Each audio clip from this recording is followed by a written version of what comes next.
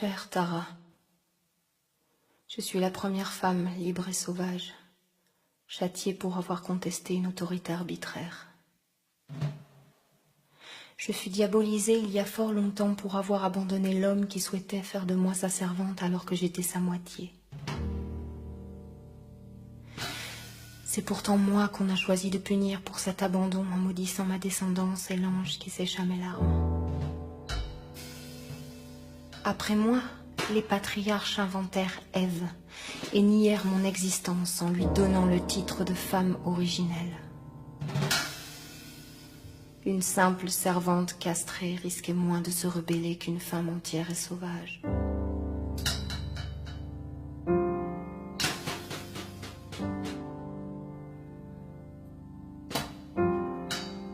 En vérité, je te le dis, par la liberté que j'ai prise, je suis devenue la principale opposante au régime dominant, celui qui prétend être à l'origine de la nature dont il n'est en réalité qu'une simple expression.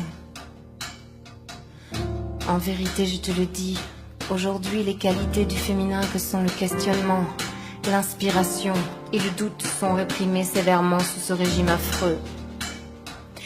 Les enfants sont par ailleurs, dès leur plus jeune âge, dressés à se soumettre au contrôle de l'expression de leur nature sans pouvoir la discuter. L'éducation donnée par l'ordre parental ne leur présente que des caricatures du viril et du féminin aussi grossières que la pornographie. Dans les livres d'histoire comme dans les livres sacrés, aucune figure féminine sauvage et libre à laquelle les fillettes pourraient s'identifier et que les garçons pourraient admirer. Peu de philosophes, de chercheuses, de combattantes, de sages, de prophètes, mis en valeur comme les hommes. L'unique expression du pouvoir qu'on accorde aux femmes se résume à la joliesse. La femme et les qualités du féminin à travers elle sont toujours sous-représentées. Toute femme est une seconde, une jolie petite fille qui passe du nom du père à celui du mari. Chaque humain est destiné à devenir une caricature et on divise le monde en deux genres, aux droits inégaux. Un peu comme on a divisé la science et la poésie. N'est-ce pas la meilleure façon de limiter la vision du monde et de fabriquer des idiots ? Chaque mère est complice d'initier la confusion entre viril et violence. Chaque mère est complice d'initier la confusion entre fragilité et féminité. Dans cet obscur dressage, la nature de l'homme est représentée comme violente et immature, et celle des femmes, belles, tendres et dociles. Que font ceux et celles qui n'entrent pas dans ces étroites cases? L'existence de la femme en tant qu'être libre fait outrage au patriarche, car la fécondité de son ventre est une incarnation du pouvoir de la nature qu'il voudrait dominer. À cause de ces quelques dégénérés assoiffés de pouvoir, combien d'hommes ne souhaitant pas être des maîtres du féminin seront encore considérés comme sans virilité? Combien de femmes en quête de liberté, de respect seront encore diabolisées ou niées? Oh Tara, je ne t'implore pas pour m'aider à supporter mon sort, car je suis devenue une redoutable guerrière face aux patriarches. Je connais leurs armes et je les utilise contre eux avec bien plus d'agilité qu'ils ne le pourront jamais contre moi. Je gagne tous mes combats aujourd'hui, sauf celui contre ma propre colère.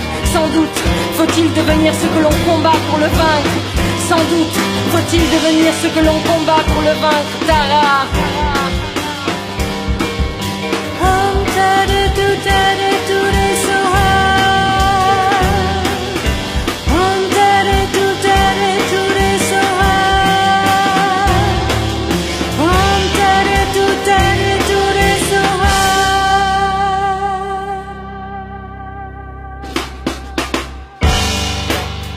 Tara, je te prie donc par compassion, je te prie pour les autres que moi.